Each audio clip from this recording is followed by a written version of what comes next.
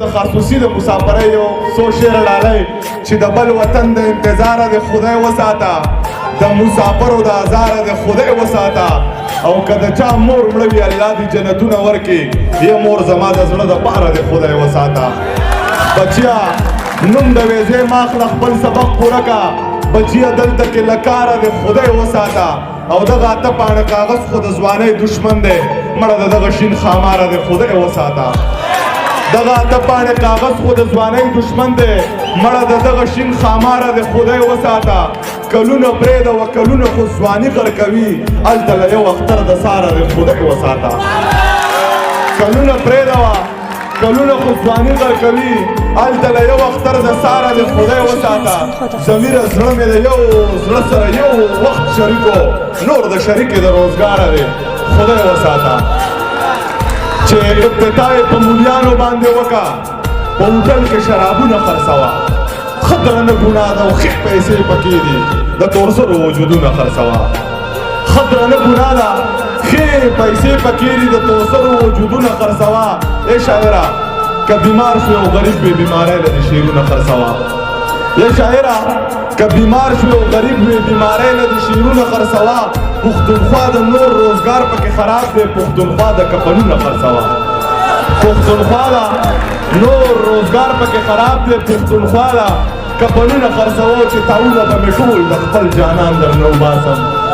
خدای شته دی چې زور د هر ارمان درنه وباسم او دا ماته چې د سرو شونډو د پاسه رقیب شوی دی که چېرته په لاس راغلی نو پیزوان درنه وباسم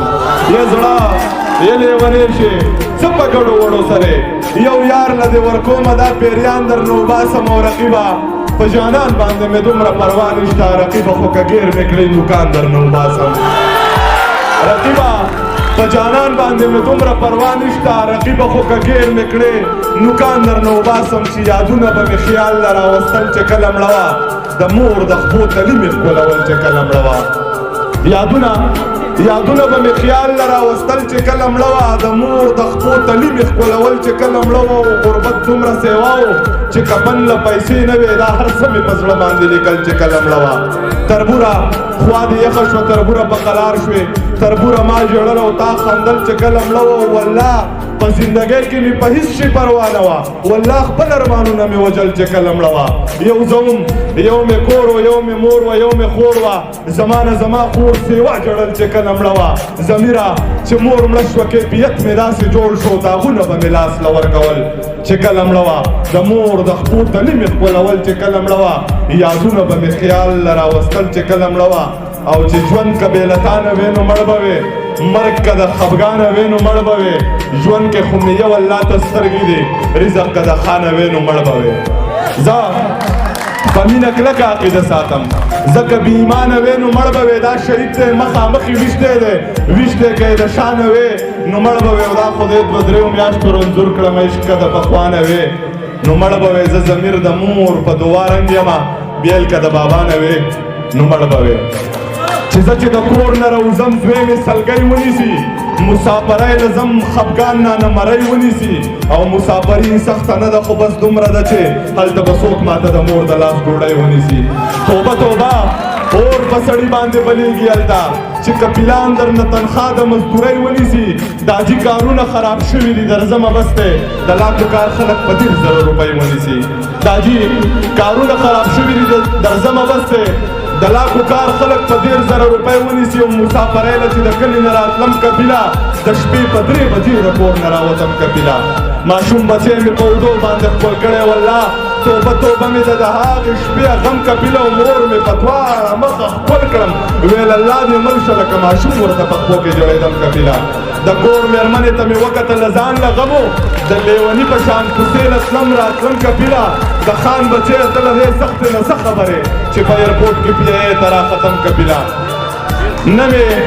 جامې کړي دي او نه ځان له پیزار اختر لا زما ملګري دي په هر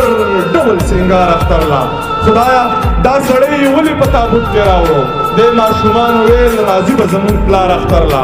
خدایا دا سړی یې ولې په تابوت کې راوړو د ماشومان ویل راځي به زمونږ پلار اختر لا او چې د مور یې هر ارمان ګلاب په سلګو کې پروت وي ګلاب په پلار یې سپدورو وسوسو کې پروت وي مسافرۍ کې د زړګي الله څوک نه وژني ما اورېدلي دي چې بیا په تلاجو کې پروت وي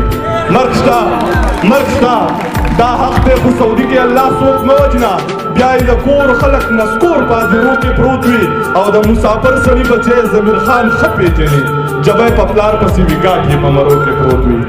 د مسافر سړي بچے ضمیر خان ښه پېژني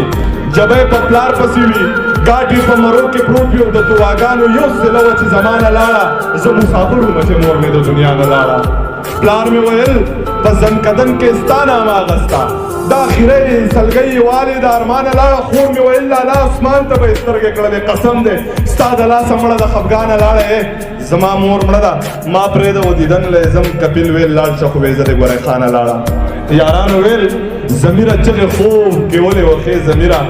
چغه دې تر خولې نه تر اسمانه لاړه چې خوب پرېږده تعبیر ته ضرورت نشته سوال نه کوي فقیر ته ضرورت نشته کور کې دې په خپله ابی ځان دم کبار مو ذکر ته ضرورت نشته